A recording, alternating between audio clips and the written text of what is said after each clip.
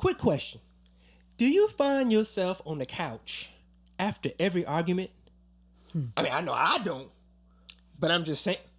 Let's talk about it.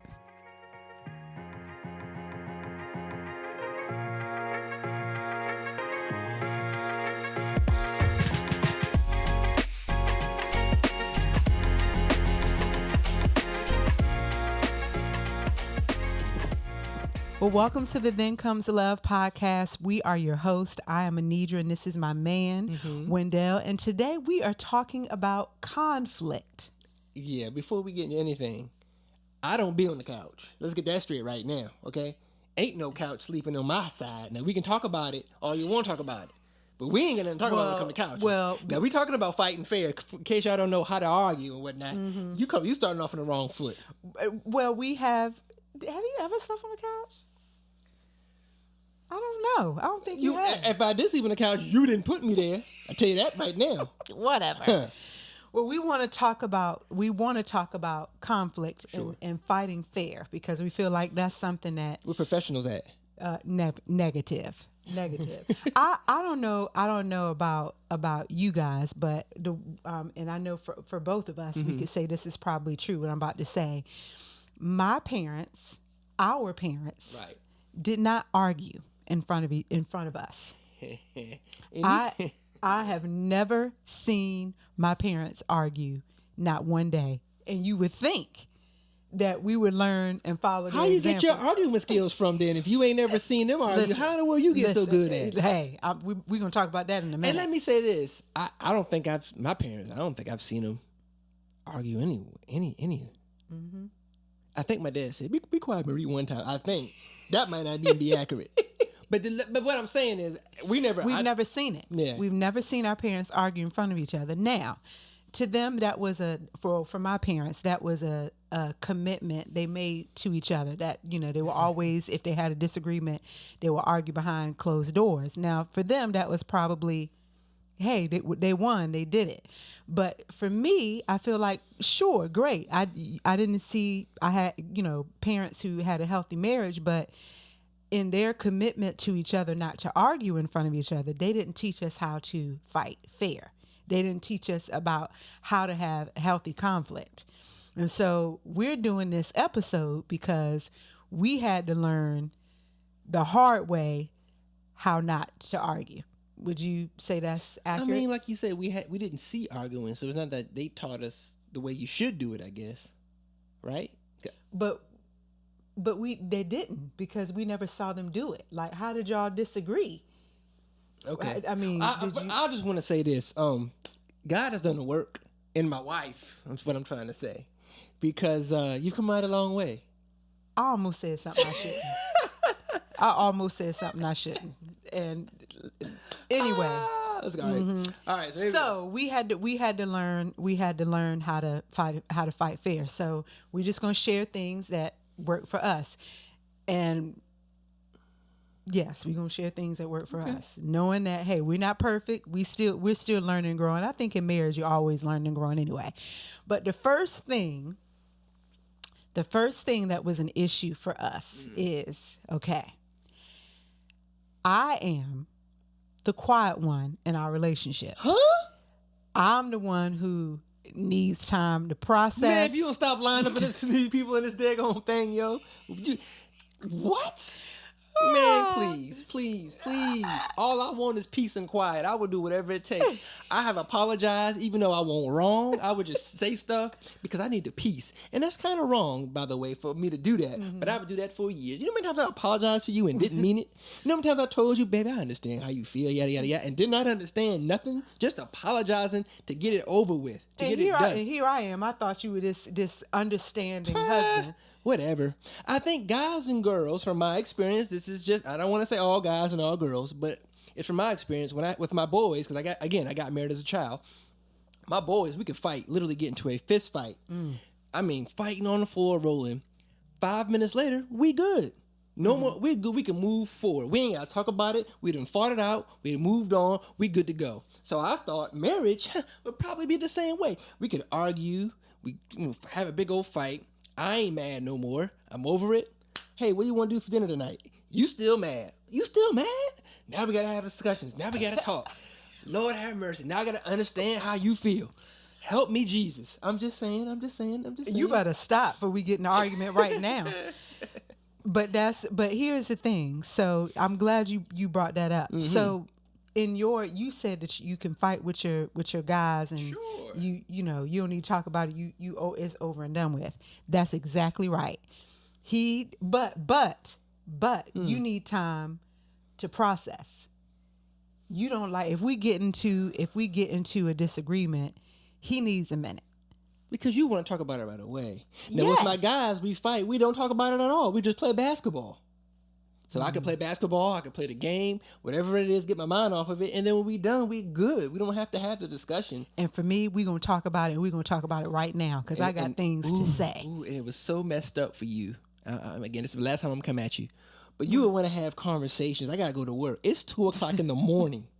So there is nothing good going to come out of this conversation because I want to go to sleep. Mm-hmm. And you want to have a conversation. I got to get up at 6 or 7 o'clock, and you want to have a conversation at 2:00 in the morning, and thought that was going to go well. So I'm glad you said that. Mm-hmm. So point number 1 is recognizing. Yes, please. Recognizing that you need to recognize, but you need to learn your partner's processing time. Yes. I learned that he doesn't.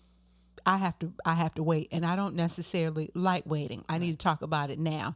But in my waiting, I realize there are some things that I don't even say because I give myself a chance to cool down. But whatever. But there's something that we need to recognize in those learning in our, I'm going to say, fighting styles. Sure. What you are. So you can be a fighter, you can be a fixer, or a freezer. Now, in our relationship, I'm a fixer. I'm a fighter. I will fight you. Okay? I'm going to come at you. And I don't even want to fight. I want to fight. I don't even want to, man, I want peace. I want to prove I need you to understand how I feel. I ain't gotta understand. And we ain't getting up until it's all released.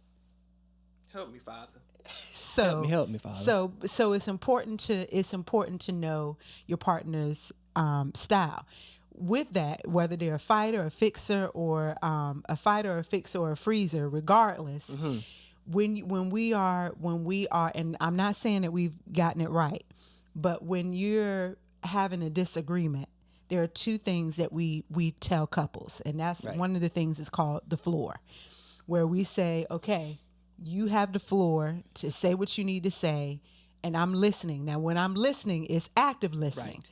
I'm not listening to prove my point. I'm not listening for a comeback. I'm listening to listen. Right. And so after he speaks, I'm supposed to then repeat to him what he said to me, because you can't listen.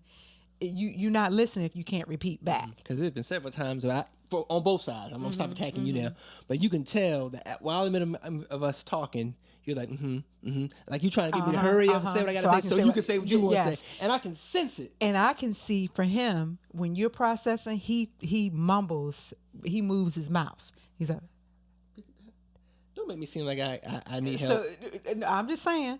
So I can tell that you're not listening. Mm-hmm. So it's important that you maybe that's something you can use called the floor. The other thing is the processing time is okay. Mm-hmm. But we both have to agree on a time that we're going to talk about it. You want to sweep it under the rug. I want to talk about it.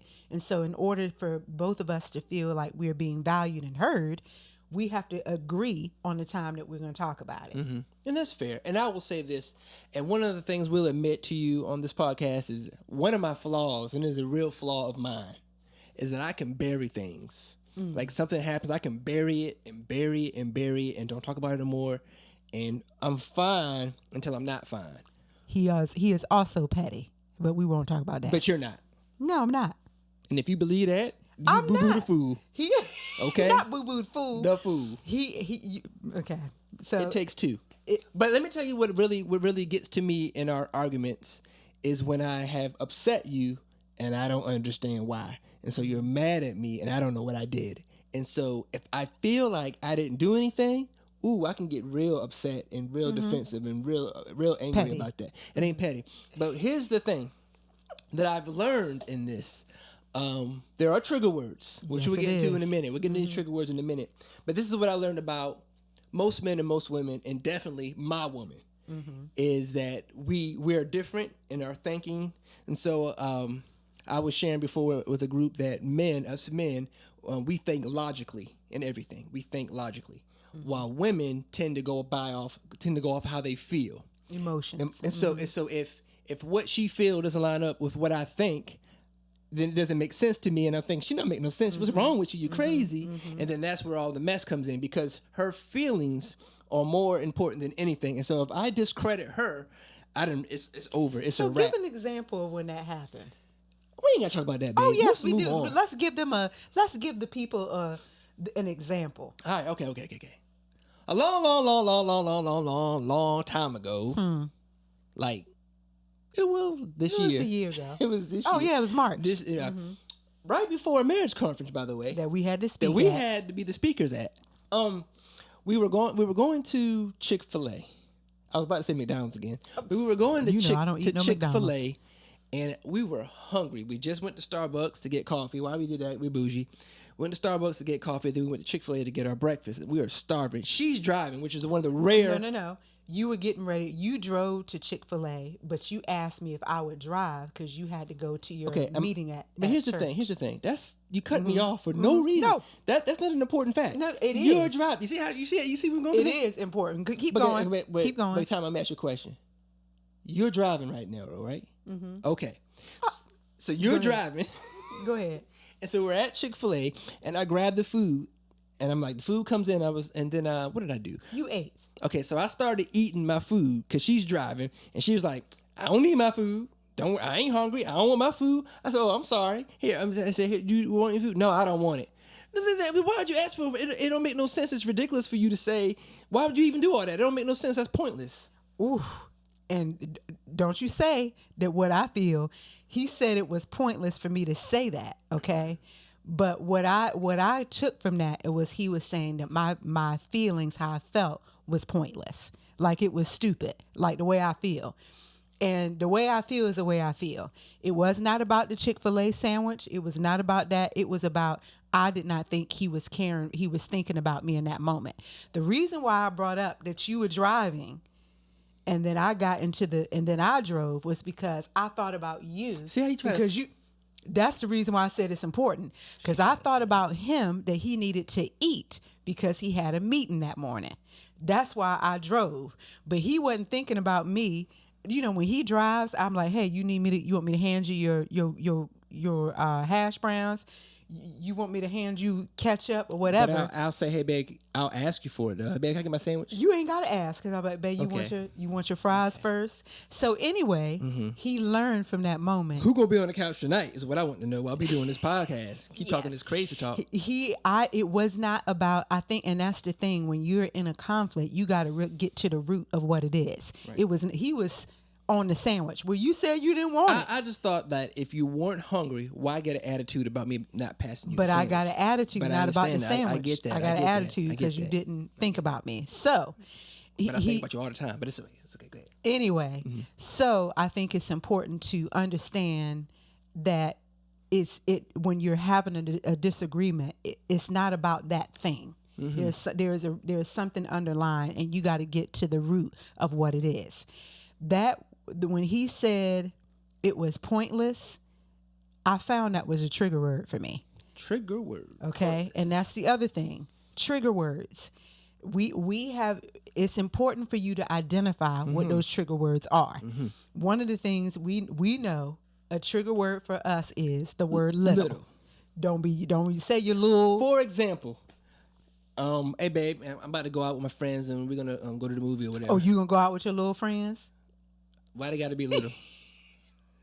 You let me know right now you're upset. You got an attitude because little friend. Go on, see your little movie. Well, why gotta be a little movie? You see what's wrong? We got to talk. But now we gotta have a conversation. Now you upset? Yes, that is a trigger word. So you have to be careful of those trigger words. So when he said pointless, it was a trigger for me because it made me feel like it felt like your little feelings. Okay, so that's the trigger thing. word number 2. Well, these words are 2 different words, but they go hand in hand. You always and you never. Let's stop doing that. I don't always do something, and I don't never not. You know what I'm saying? That's the word. That's a trigger word for me sometimes. And so here we go. Fighting fair is just it's very important in a relationship, because so many times I've seen, not you, but I've seen, I've seen some men and I've seen some women say some things like, I said, I got arguing, girl, you don't ever do what you're supposed to do. You get on my nerves, go somewhere, get out of my face, right? And the girl be like, whatever, that's why your daddy got cancer. I'm like, whoa, calm down. Whoa, low blow. whoa, Yes, whoa. that's Whoa. another one. Hitting below the belt. I mean, my goodness. Yeah, hitting below the belt. And it's I will admit, I think I've gotten better when it comes to us having disagreements now, because I realize we're on the same team. Yeah. There is no need. It's not a competition of how low can you go. And so I'm realizing, and I don't know if you've noticed it. Oh, I I will. absolutely have, sure. I try to think. I try to really think about what I say, and I'm like, I try not to. If I know that you're there, I'm not going to go there. I'm trying to stay. I'm trying to stay rational here, so it doesn't go somewhere it needs to go, because I can hit below the belt, and I have hit below the belt, and those words you can't take back. And really, you mean them. I mean, you got frustrated and you said something that you were feeling, and it came out. And then when the argument is over, you've already said what you said, and it's like, it's hard for you to take that back. Right. So, with the children, sometimes the kids can, you ask mom something, you ask dad something, you don't communicate, you bump heads, now you're arguing over it. And sometimes what your kids can do can cause things too. Ooh. But one thing I've learned is they're always watching, even when they're always watching. So what you say about her and how you respond to her, it carries weight for sure. Yeah. And I listen, there are plenty of times where we have not modeled arguing in front of our kids. I mean, I can think in front of my sister and brother-in-law. I mean, we didn't got into it, okay? And it's and a lot of it comes with maturity. We can bring our immaturities and our insecurities and all of that into our marriage and to our arguments. And we really need to remember that we're on the same team. Yeah. And just let's be mature learn to use our words and communicate what we're really feeling. And sometimes it takes a minute. That's why I like to process with you, because it takes me a minute. I'm a verbal processor. And so I know how I feel the more I talk about it. Whereas, that can get on his last one. I mean, I just don't want to be talking about the same thing over and over and over. It's been an hour. It's been 90 minutes. And we're saying the same stuff. How do we end this thing? Because that is my thing. Because real talk, I'm probably not going to, depending on what the subject is, I may not see it your way. And we just have to agree to we disagree. have to agree, and that I still love you, and I. I think at the end of the day, for me as a woman, I just want to feel seen, and I want to feel heard. I want to know that you hear me. How can I not? And that you're not, and that you're not just trying to prove your point. Like, okay, I recognize, because how does this? I was trying to think about how Pastor Sean says it when he talks about we want people to judge us off of our intentions, but we don't. I don't judge you off of your intentions. Yeah. Okay. And so it's like, I know my intention wasn't to do that. And so we have to just say, hey, I understand that you felt that way. It was not my intention. I apologize. But for me, it's like, if I know it wasn't my intention, I ain't got to apologize. Right. But that's not And then don't fair. come to me and be like, this is what you should have did. What you should have said was, oh my goodness. Well, for me, I'm trying to help you. Like, the next time, I need you to do this. And so, anyway. Make it seem like anyway, God is good. We've come a mighty long way. We have. As you tell, we don't argue anymore. So. I will say, the longer that you are married, I can't tell you the last time we really got into a disagreement. It's like McDonald's.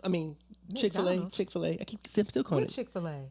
We just this told time. Yeah. Oh, that was in March. Yeah. And so So yeah, it was in March. Yeah, that was a real big one. Yeah. So, just learn that you're on the same team. I would rather, I don't like arguing with you.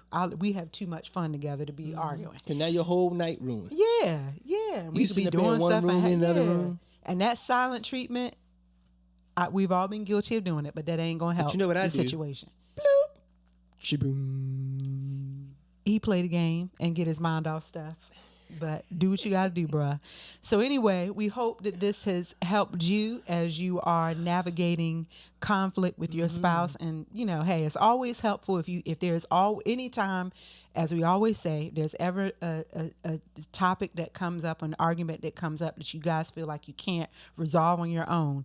This is why it helps to have that couple. Yes. So that you have somebody, an outsider looking in, someone who loves both of you and that both of you trust. So if you haven't picked that up yet, you might want to do that. So anyway. Just remember, before you say it, think about her feelings, because they're very valid. Yeah. Remain calm. If you have to take a break, take a break. Yep. You Pause. You have to come back together before you go night-night. And we haven't even done that every time. There's been a couple times where I know since day one I've always been taught, don't let the sun go down. But hey, we're imperfect people trying to do the best we can. You'll get it right too.